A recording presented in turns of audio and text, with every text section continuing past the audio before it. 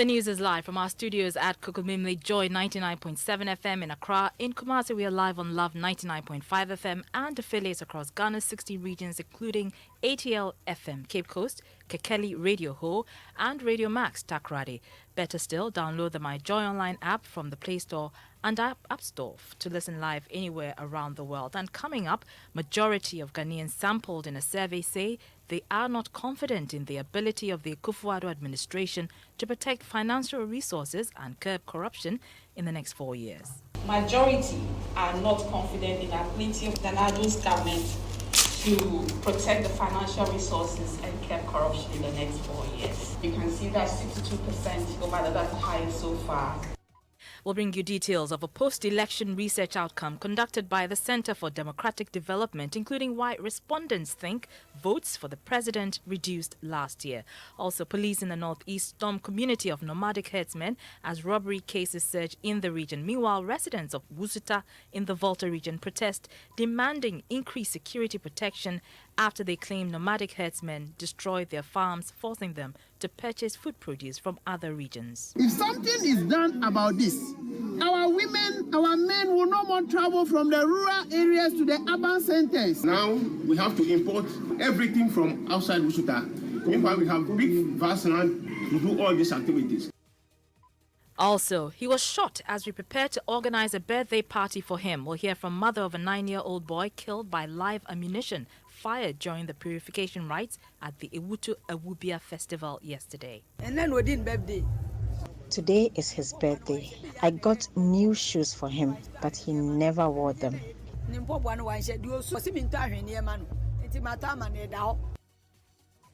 We'll hear from her in sports. Marketing director of the Ghana Football Association says that his outfit got it wrong in the quality of winners' medals presented to League and FA Cup champions Accra Hearts of Oak. Nathaniel Atta has details later in the show. And in showbiz, pay me what I deserve. The conversation on royalties continues as musician Stonebwoy responds to Gamro's criticism. He's only registered for 2 years. I wasn't expecting anything less than or more than what I deserve. That's all. I didn't go to Gamro to say that, hey, I'm here. Give me all my money that you owe me.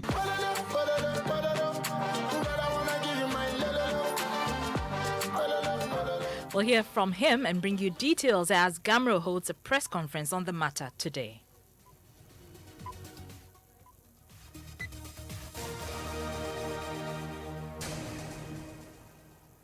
Thank you for always choosing us. We are your home of independent, fearless, and credible journalism. My name is Araba Kumson. In our first story, majority of Ghanaians sampled in a survey say they are not confident in the ability of the Akufo-Addo administration to protect financial resources and curb corruption in the next 4 years. The respondents are equally said to be less optimistic in the ability of government to reduce crime. This is the outcome of a post-election research conducted by the Center for Democratic Development Ghana. President Akufo-Addo won the 2016 elections on the back of a pledge to deal ruthlessly with corruption. Anti-corruption crusaders have since 2017 demanded urgent steps to deal with the canker, which they argue persists. Some Ghanaians were asked whether they think things could change in the next 4 years as he completes his final term. Director of Research at the CDD Ghana, Dr. Edem Selome, has been presenting the responses. Are split in their opinion on government's ability to ensure that the rule of law is upheld. Majority are not confident in the ability of Nana-Addo's government to protect the financial resources and curb corruption in the next 4 years. So again, you can see that 62% over the highest so far are in terms of people's views about whether corruption can be curbed in the next 4 years.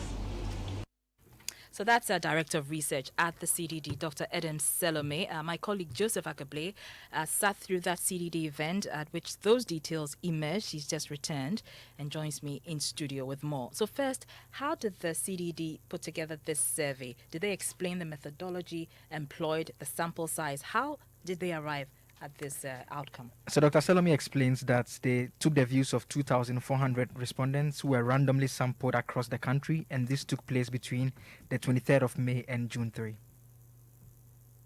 So all respondents are randomly selected The sample, of course, is distributed across regions, urban and rural. The population is in fair share of the national adult population. Every adult citizen, therefore, has equal chance of being selected. We use face-to-face interviews in the language of the respondent's choice. Our sample size for this survey was 2,400 randomly selected adult citizens. This gives our findings a margin of error of plus or minus 2% and a confidence level of 95%. The data was collected from May 23rd to June 3rd. Now to the demographics of the survey. Now I'd like you to focus on the section that is and what we've called the adult population projection.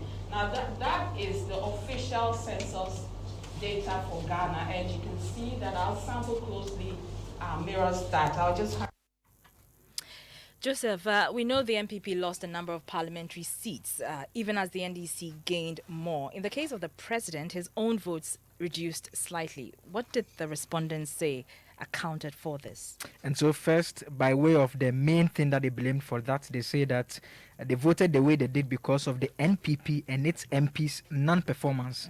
That is what 33% of the respondents had to say. For 24% of the respondents, they said that it's due to the bad campaign that was run by the NPP and its MPs. Then issues of elections-related issues was 21%. Then the next is other reasons that were provided.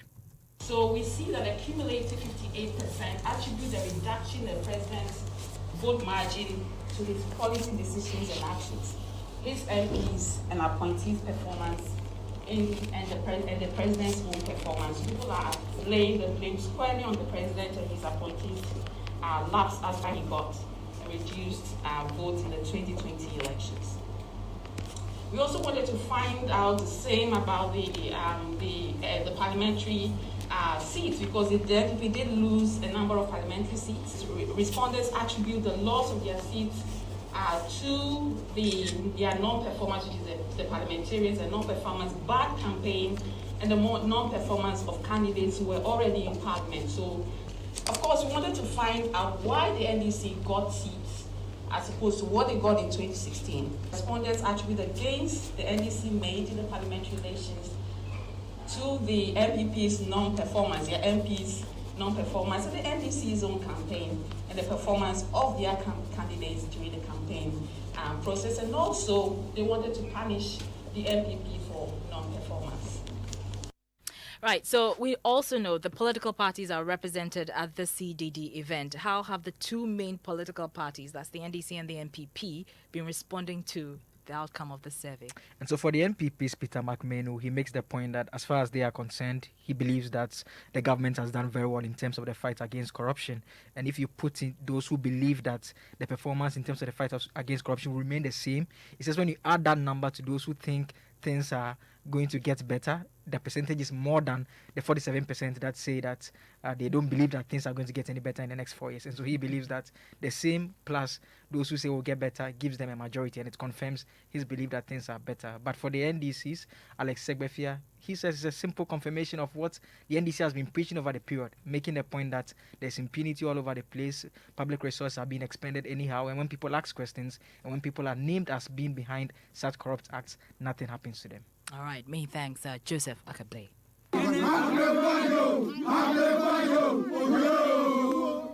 So those are chants of hundreds of residents of Wusuta in the North Dai district in the Volta region who have hit the streets to protest the activities of nomadic herdsmen in the area. Residents who are predominantly farmers say hundreds of hectares of farms have been destroyed by the herdsmen and their marauding cattle, making them poor. The aggrieved farmers who are threatening reprisals want government and the Inspector General of Police to address their concerns within a week, or they will take the law into their own hands. Some of them have been speaking to Joy News. We here in Wusuta are mainly farmers. About 3 years ago, we have these cattle invasions. And in actual fact, most of our farms were destroyed. From 2017 till now, most of our farms were destroyed.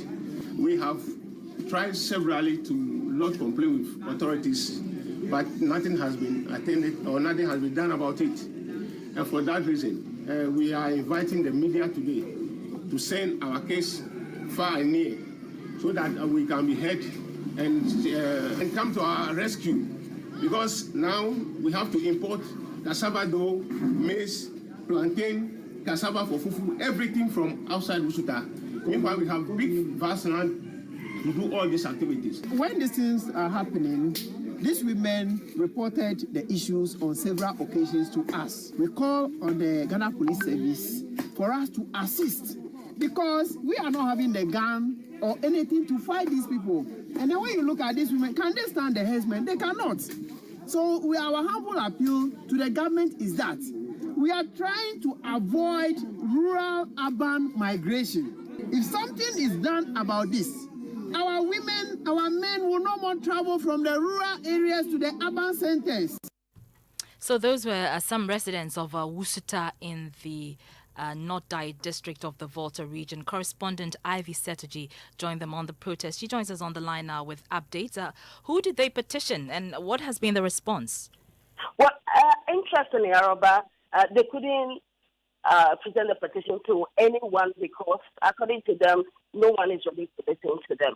So what they wanted to do is to protest through the streets of the town and then let people know what is going on. And they know very well that the authorities, the security services, would also see them or hear about them and then probably do something about the situation. What about the police? We had some of them there saying that they've made a passionate appeal to the police because they are mandated, to enforce the law. So what have the police been saying? For now, the police said they are investigating the issue and they're waiting to come out with their proposals. All right, many thanks. Ivy Setoji is our Volta regional correspondent. To the northeast region now, because police in Walewale in the West Mamprisi municipality say they've declared war on armed robbers following a robbery incident last Saturday.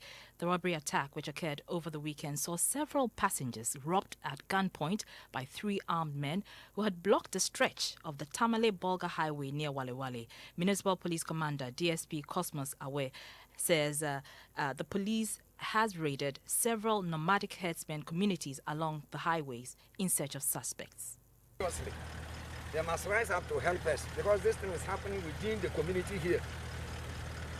You see, so when they don't volunteer information, it will be difficult. But we are doing our best and we are coming out to fight them. We are waging a war against them from now, so it's not going to be easy. Right. We will do our best. Because we are picking information that these people trailed them from Bolga. They were trailing somebody in particular. It's not that it's a team that operated in Walwale. Because that has happened in Walwale, they monitored a businessman who was coming to buy building materials and came and collected the money from him. So they are from his own place. Because they know that he's carrying money and they followed him here to take the money. This is what we are gathering. That was their target. So once it has happened, we are going to strategize and we'll fight. So you have the DSP Cosmos Alva. He is the West Mamprisi Municipal Police Commander to the Greater Accra region, or rather the Central region now, and mother of the 9-year-old boy who was shot dead yesterday at Ewutu Buriku Derba grounds during rituals. Hannah Edu has revealed that her son was shot dead on his birthday. Michael Darko was accidentally killed yesterday when he was hit by live ammunition fired during the purification rites at the Ewutu Ewubia festival yesterday. 2 others were also injured as a result. His mother says she organized a cake she ordered a cake to organize a birthday party for him when the tragedy occurred. She's traumatized because his birthday shoes and clothes are still in his bags. She's been speaking to our sister station, Adam FM. I was chatting with one of the guys around. Then we heard a loud noise and the sound of a gunshot. I saw one of my brothers rushing towards us. He told me my son had been shot. In fact, I started running towards the scene, but fell down.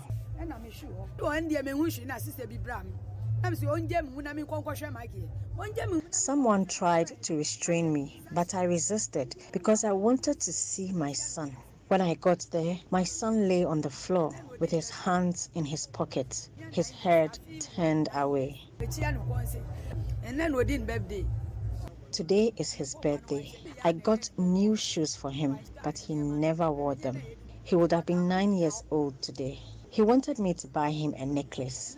I bought that one too for him, but he's yet to wear it.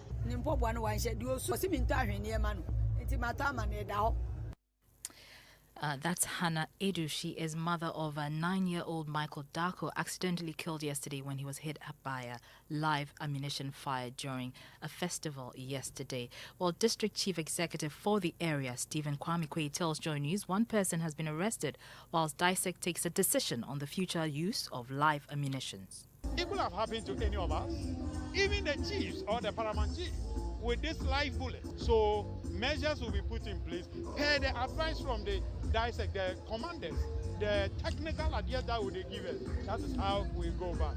So these are some of the wake-up calls that will quickly pick it, the intel, and then address it accordingly with the stakeholders, the traditional authority. Kwame Kwei is Chief Executive of the Owutu-Senya West District of the Central Region. You're still listening to the Midday News here on Joy 99.7. Now, after about 3 hours of torrential rains in the northern region yesterday, scores of residents remain trapped in their homes despite an ongoing effort by a joint team of personnel of the National Disaster Management Organization and the Ghana National Fire Service to rescue them. Some of the residents who are struggling to find dry ground tell Joy News they fear their already deplorable situation would be aggravated if Burkinabe authorities go ahead with their planned spillage of the Bagre Dam. In the history of our settlement here, this is the first time. We have never had any downfall of water like this.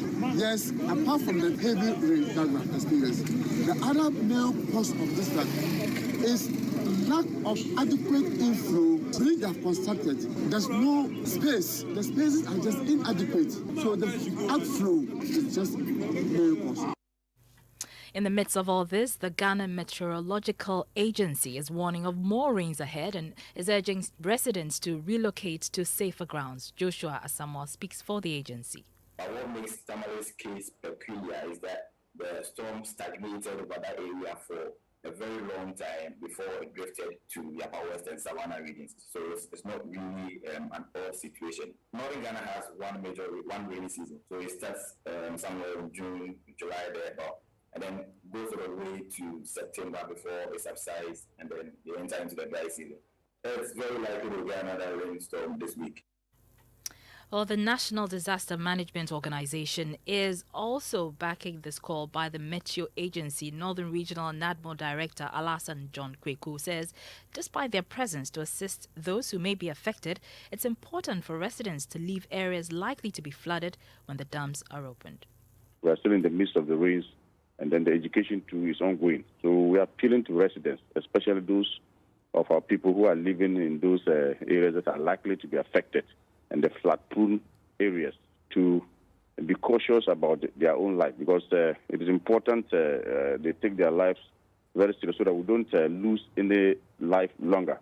So water is not something that we can be playing with. So when it is raining, you get a place to stay so that when the water recedes, then you can go about your normal work.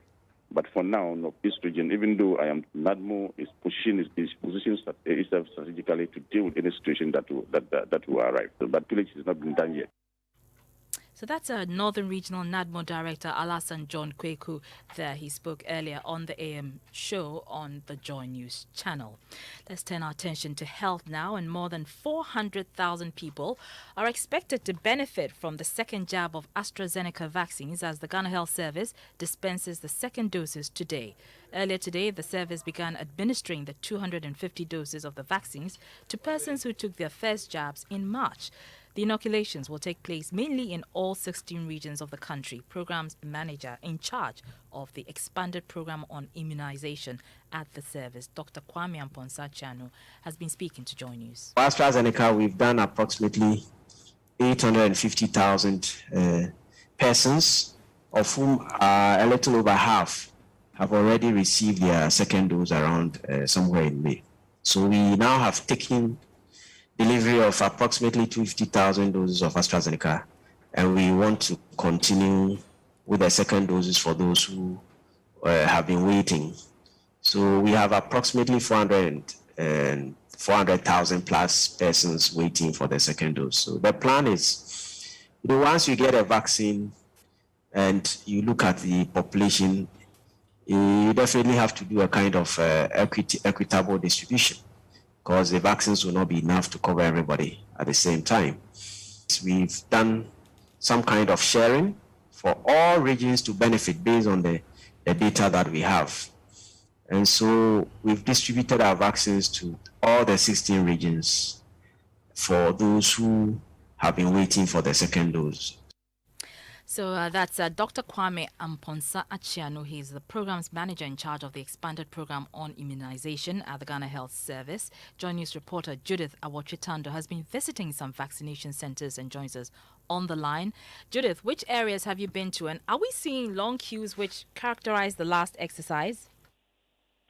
Okay, Araba, thank you very much. I have been to Malata Polyclinic right now, and I'm on my way to another hospital for now. But at Malata, we saw a number of people, quite a number of people.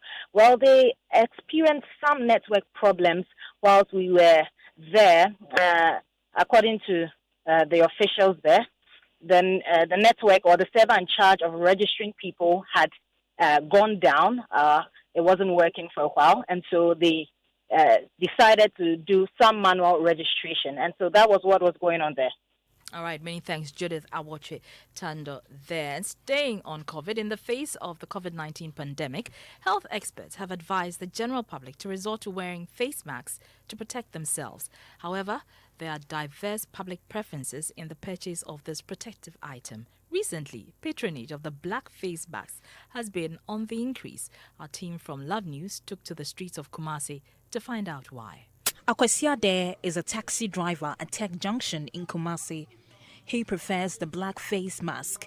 His preference is due to the dusty nature of the roads in the various communities. This mask black now. I did penny say, I might have penny say. And then we put you need to my black and saying, blue one. Was blue one. We send them to the age. What's watching? For the black mask, I can wear it for more than a day. That's why I prefer it. Interestingly, there is the perception the black nose masks are reusable. Akwesiadade says he wears his mask for close to 4 days before discarding them. I can wear the black face mask for 3 or 4 days. I wore the other one for a week.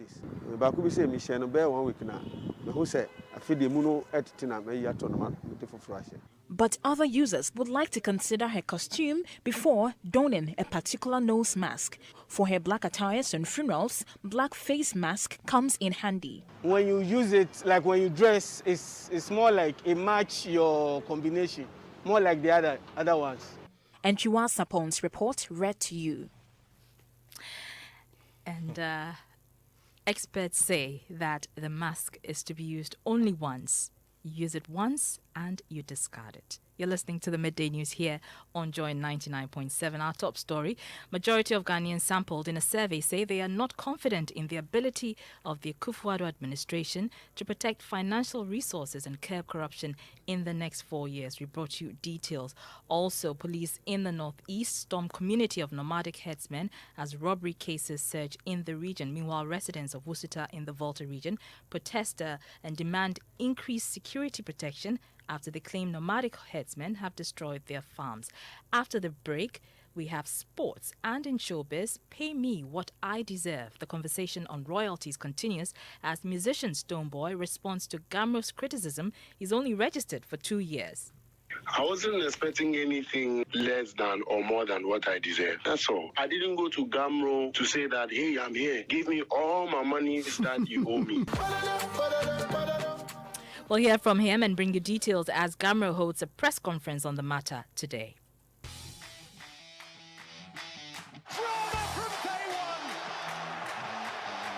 The boys are back, oh! The boys are back! Imagine inviting great footballers like Ronaldo, Messi, and Mbappe into your home. Imagine feeling the big mad temperament of football's fiercest rivals in your living room. Imagine enjoying the home ground advantage of witnessing the best of Serie A, La Liga, Premier League, UEFA Europa, and many more leagues all in English. Or stop imagining. Just get a GoTV decoder now at 89 Ghana cedis and upgrade to GoTV Max to turn your home into the home ground of great football. To purchase a new decoder, SMS GoTV to short code 1731. GoTV.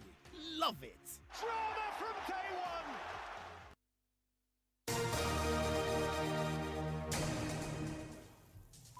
You're welcome back to the Midday News. My name is Araba Kumsin. Joining me in the studio now is Nathaniel Atto. Be honest, how many times do you use your face mask? Only once. And I'm looking forward to seeing you match this cream apparel with... What's in sports? Well, the marketing director of the Ghana FA, Jamil Marabi, says his outfit flawed in getting the quality of medals right for the champions of the Ghana Premier League and the FA Cup Accra Hearts Vogue. Now, pictures of these medals drew some harsh criticism on social media, with many comparing the quality of the medals to other football markets. Recently, Hearts of Oak board member Dr. Nyaho Tamaklo also had his fair share of criticism to lay before the FA. Jamil Marabi, who spoke on the Joy Sports Link earlier, says his outfit made an error with the quality and would work on it. Yes, I mean, advice has been well taken. We've heard everything that's gone online, and the conversations around it. So. Advice well taken. In the future, we'll tread very, very cautiously, extremely cautiously, and ensure that it doesn't repeat itself in terms of quality and standard. So we're working with our sponsors as well and make sure that the next time we do such a thing, it will be of a different quality. Well, Jamil Marabi is marketing director of the Ghana FA. And before I go, Araba, just remember that later tonight at 9 p.m. we're watching the transfer deadline show together. Wow, it's a wonderful package of everything that's been happening on the final transfer ahead of midnight. Looking forward to it. Thank you, Nathaniel Atto. Now it's time for our Drive Safe campaign. Safe driving saves lives. Drive safe. Now, it's been blamed for many crashes and the loss of at least 3 lives in the last 4 years. Residents say many more people, including school children, have been killed at this traffic light on the Graphic Road close to the Graphic Corporation building. The lights are off, so vehicles from Accra and Kaneshie have no reason to slow down and often speed through the intersection. It's been 4 years since the deaths of 2 school children, including an 8-year-old girl there. But as told in the recent Joy News documentary Crushed Young, the traffic lights are still off. I am out on the Graphic Road in Accra to meet a young woman who has been a victim of road traffic accident. She lives around the Graphic Railway slum. Tears build up in her eyes, and even before I engage her, she breaks down. On that day, Naomi saw her 8-year-old Class 2 daughter off to school, hoping they would reunite later in the day. This, however, became a mere wish. The traffic light wasn't working. She didn't know. While crossing the street, a car was descending the overhead and knocked her. She was rushed to the hospital, but she was dead on arrival. It's been 4 years since this tragedy hit this community, and still the traffic light does not work. And those were excerpts of the Joy News documentary, Crushed Young. Now, we all aspire to own our own homes one day, but Ghana's yawning housing deficit is a pointer to the fact that it's easier said than done. The cost of building a house or meeting the budgetary requirement for already built homes is a turn-off for the average Ghanaian struggling to make ends meet. But did you know you could own a house, no matter how meager your pay is? Oh, yes. Well, experts say you can start small and work your way up the ladder. Head of Advantage Banking at EcoBank Ghana, Winston Wobel, tells us how. For, say, a young graduate earning 1,000 cedis, would take, say, about maybe 5 years to be able to pay maybe a $10,000 loan. And it boils back to planning. Because if you are taking a mortgage, you don't really need to start big. You don't really need to build your dream home at first touch. This can be done maybe 5-10 years down the lane. But if you're a startup family, a 2-bedroom, a 3-bedroom should be okay. You can actually even upscale by actually even trading in your first building or your first project. Winston Wobble is head of Advantage Banking at EcoBank Ghana, and the Joy News EcoBank Habitat Fair is a platform where we bring all your housing solutions under one roof. The first mini clinic comes up on September 11. You don't want to miss it. It's time for Showbiz now, and Mapizzo joins me. So the conversation about royalties is still continuing, back and forth. Back and forth. Well, yesterday on Twitter, musician Stoneboy tweeted, and I quote, "Rex Omar and Gamma official, please put away the defensive and attack mechanism. against Ortiz to stop throwing dust into the eyes of the people. We have had meetings to no avail. This royalty issue has been since you were a young artist. Are you happy about the state of affairs? Well, today in Daybreak Hits with Annie Dosty, Stoneboy says he doesn't have a problem with the institution. He just wants the system to work. It is all about the collective management projects that Gamma has. So they are narrowing down on the core mandate. We are just addressing issues that matters when it comes to us as creatives and musicians. And for a press conference and all this one, that tells you it's a very, very important issue. So we should regard it as such and not see it as a Stoneboy. I'm not trying to disrespect Uncle Rex or Uncle Abraham, but I think that I should be able to come forth with whatever it is when things are not working well, except I wasn't expecting anything less than or more than what I deserve. That's all. I didn't go to Gamro to say that, hey, I'm here. Give me all my money that you owe me. And that conversation will continue. But I understand Gamro is holding a press conference on this matter. Yes, Ivy's on the grounds for us, but they're talking about the core mandate of the institution, also about the split sheets and how artists can help in making sure that they get their royalties. Arba. All right, many thanks. Mapitso Sebedi there with details, entertainment details. But that's how we wrap up the news. Our top story: majority of Ghanaians sampled in a survey say they are not confident in the ability of the Akufo-Addo administration to protect financial resources or curb corruption in the next 4 years. Also, residents of Wusuta in the Volta region demand increased security protection after they claim nomadic herdsmen have destroyed their farms, forcing them to purchase food produced from other regions. There are more news on myjoyonline.com, including I've been to hell and back. That's from Hammer, who's sharing his near-death experience after contracting COVID-19. Up next is Living Word with Pastor Mensa Otabil on the topic Lead Me Lord, and we use this opportunity to say happy birthday to Pastor Mensa Otabil. If home is where the heart is, then let's go home, shall we? Let's go where the entertainment is, where the passion is,